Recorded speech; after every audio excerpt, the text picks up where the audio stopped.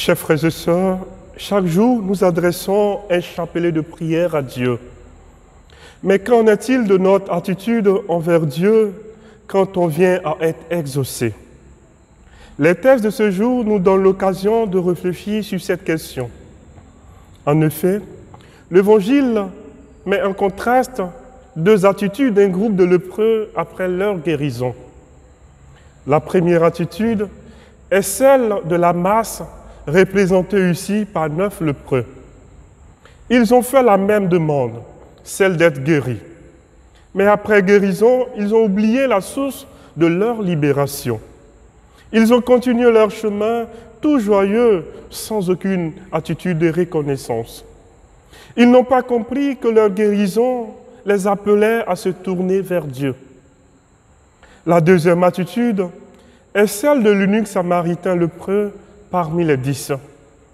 Il constate sa guérison, tout comme les autres en cours de chemin, mais à la différence des 9, il retourne vers Jésus pour lui témoigner toute sa gratitude. Tous ont été guéris, mais lui seul est revenu remercier Jésus. En récompense, les portes du royaume des cieux lui sont ouvertes, nous dit Jésus. Chers frères et sœurs, ces deux attitudes après la guérison des 10 lépreux doivent nous interpeller. Nous vivons dans un monde où la liste de nos droits semble laisser peu de place à nos devoirs et surtout à la reconnaissance. Combien de fois sommes-nous reconnaissants envers ceux qui se dépensent à longueur de journée pour nous donner le meilleur monde possible, c'est-à-dire nos géniteurs, nos époux, nos épouses, nos employeurs à divers niveaux. L'occasion nous est donnée aujourd'hui de nous arrêter pour dire merci à toutes ces personnes, vivantes ou mortes, grâce auxquelles nous sommes devenus ce que nous sommes aujourd'hui. Nous devons considérer chaque petit geste que l'autre nous donne et apprécier ce geste à sa juste valeur.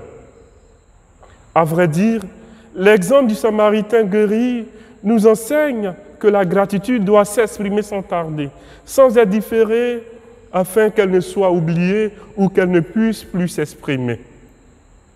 Chers frères et sœurs, aujourd'hui, nous avons encore le choix, à la différence des 9 lépreux, de reconnaître les bienfaits de Dieu dans notre vie et de lui rendre hommage. Certes, nos louanges n'ajoutent rien à la nature de Dieu.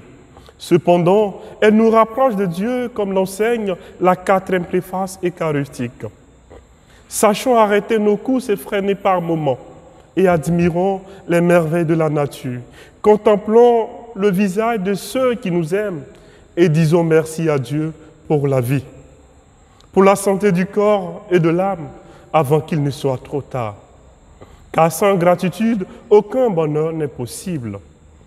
Que l'Eucharistie de ce jour nous aide à avoir une culture de la gratitude, maintenant et toujours, dans le siècle des siècles. Amen.